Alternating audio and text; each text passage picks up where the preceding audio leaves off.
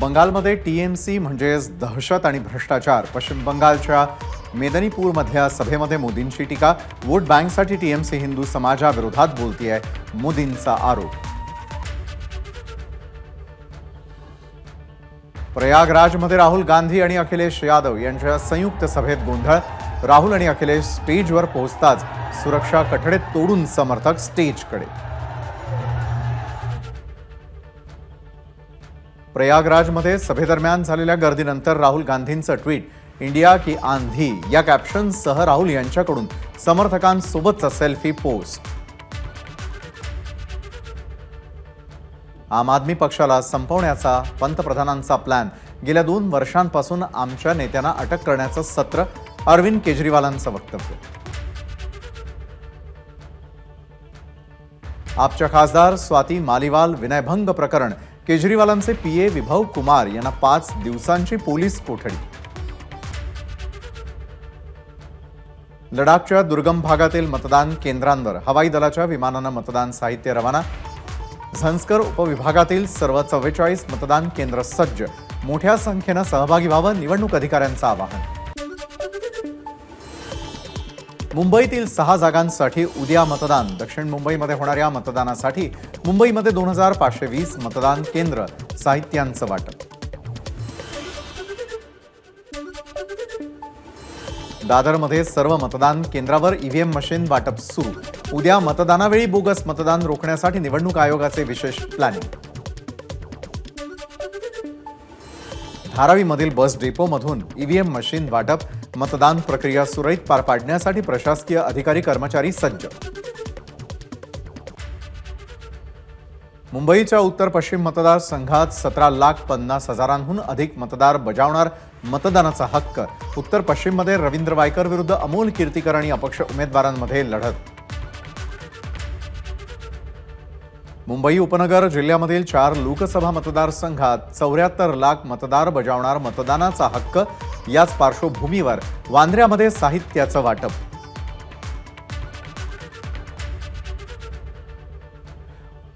उत्तर मुंबई मतदारसंघात उद्या होणाऱ्या मतदानाची तयारी अंतिम टप्प्यात. 30 संवेदनशील मतदान केंद्रांवर पोलिसांची अधिक कुमक तैनात. ठाण्यात लोकसभा निवडणुकीच्या अंतिम टप्प्यासाठी प्रशासनाकडून साहित्य वाटप. 15,000हून अधिक पोलिसांची ठाणे भिवंडी कल्याणवर नजर. मुंबईतल्या विक्रोळीतील गोदरेज कंपाऊंडमध्ये मतदानाची तयारी. मुंबई उत्तर पूर्व लोकसभा मतदारसंघासाठी प्रशासनाकडून साहित्याचं वाटप.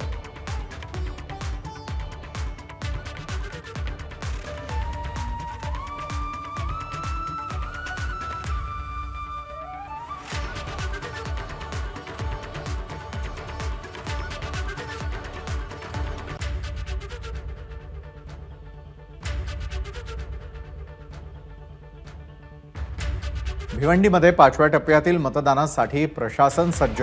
कर्मचाऱ्यांना मतपेटीचं वाटप. तर मतदान प्रक्रिया सुरळीत पार पडावी यासाठी पोलिसांचा चोख बंदोबस्त.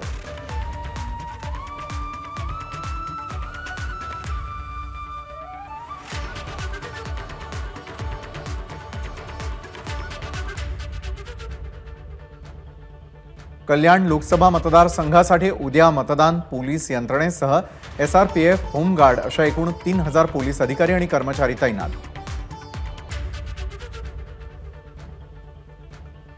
नवी मुंबईत एकूण 146 मतदान केंद्रांवर उद्या मतदान. ऐरोली आणि बेलापूर मतदारसंघात निवडणूक साहित्याचं वाटप. तर मोठा पोलीस बंदोबस्तही तैनात. पालघर लोकसभेसाठी 21,48,850 मतदार मतदानाचा हक्क बजावणार. त्यासाठी 2,270 मतदान केंद्रांवर सुमारे 13,000 अधिकारी कर्मचारी तैनात.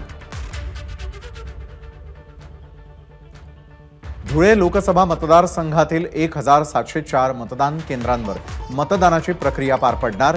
मतदानासाठी प्रशासन सज्ज. नाशिक शहरातील मतदान केंद्रांवर 400 अधिकाऱ्यांसह 3,000 पोलिसांचा कडेकोट बंदोबस्त. नाशिक पोलिसांना मध्य प्रदेश पोलिसांची साथ मिळणार. दिंडोरी लोकसभा मतदानासाठी प्रशासकीय तयारी पूर्ण. 1922 मतदान केंद्रांवर पार पडणार मतदान प्रक्रिया। मतदानासाठी एसटीच्या 1161 तर बेस्टच्या 629 बस धावणार। कर्मचाऱ्यांची ने-आण, दिव्यांग मतदारांसाठी बेस्ट बस उपलब्ध। लोकसभा निवडणुकीच्या पार्श्वभूमीवर सटाणा पोलिसांचा रूट मार्च। शांतता आणि सुव्यवस्था कायम राहावी यासाठी पोलिसांचा रूट मार्च। लोकशाही सुदृढ करण्यासाठी मतदारांनी मोठ्या प्रमाणात उद्या मतदान करावं। मुंबई उत्तर मध्य लोकसभेचे महायुतीचे उमेदवार उज्ज्वल निकम यांचं मतदारांना आवाहन। पंतप्रधान मोदी, अमित शहा आणि योगी आदित्यनाथ यांनी महाराष्ट्रात अनेक सभा घेतल्या, मात्र त्याचा काहीही परिणाम झाला नाही। जनतेचा कौल महाविकास आघाडीच्या बाजूने असल्याचं 4 जूनला निकालातून स्पष्ट होईल। नाना पटोलेंचं वक्तव्य। दक्षिण मध्य मुंबई लोकसभा मतदारसंघातील महायुतीचे उमेदवार राहुल शेवाळेंनी घेतलं महादेव मंदिरात दर्शन। यावेळी प्रतिस्पर्धी उमेदवार अनिल देसाईंना शुभेच्छा देत लोकशाहीच्या उत्सवात सहभागी होण्यासाठी शेवाळेंचं मतदारांना आवाहन।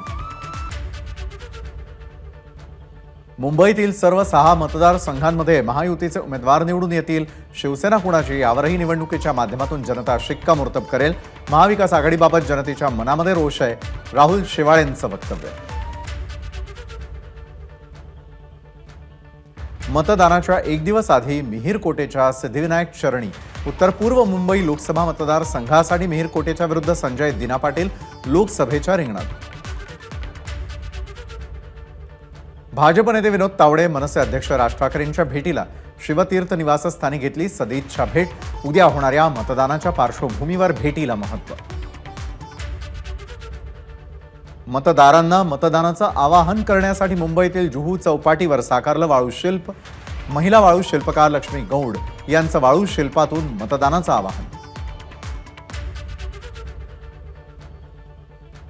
निवडणूक आयोगाकडून महिला मतदारांसाठी खास विशेष सखी बूथवर फुलांची सजावट तर विशेष बूथवर सर्व महिला कर्मचाऱ्यांची नियुक्ती।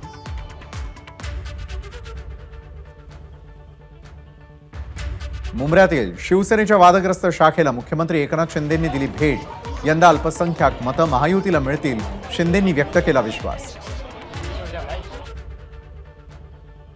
सांगलीचा खासदार कोण होणार यावर पैज लावलेल्या दोघांवर गुन्हा दाखल। सांगलीमध्ये अपक्ष उमेदवार विशाल पाटील आणि भाजपचे उमेदवार संजय काका पाटील यांच्या कार्यकर्त्यांमध्ये विजयावरून लागली होती पैज। दिंडोरी लोकसभेच्या उमेदवार डॉक्टर भारती पवार यांनी घेतली छगन भुजबळांची भेट। ये पब्लिक है, सब जानती है असं म्हणत महायुतीला 45हून अधिक जागा मिळतील असा विश्वास त्यांनी केला व्यक्त। निवडून आल्यानंतर कांद्याचा प्रश्न पंतप्रधानांकडून सोडवून घेईन, दिंडोरी लोकसभेच्या उमेदवार भारती पवार यांचं वक्तव्य। तर उद्या सर्वांनी देशहितासाठी मतदान करावं, भारती पवारांचं आवाहन। उद्या नवी मुंबईमधील एपीएमसी मार्केट बंद राहणार। माथाडी कामगार व्यापारी वर्गाला मतदान करता यावं यासाठी एपीएमसी मार्केट बंद ठेवण्याचा निर्णय। कुटुंब प्रमुख म्हणून सुप्रिया सुळे आणि अजित पवार यांच्यात कधीच भेदभाव केला नाही। अजित पवारांची ओरड निरर्थक, शरद पवारांनी अजित पवारांना सुनावलं। 2004 पासूनच प्रफुल्ल पटेल भाजप बरोबर जाण्यासाठी आग्रही होते। एका वृत्तपत्राला दिलेल्या मुलाखतीमध्ये शरद पवारांचं वक्तव्य।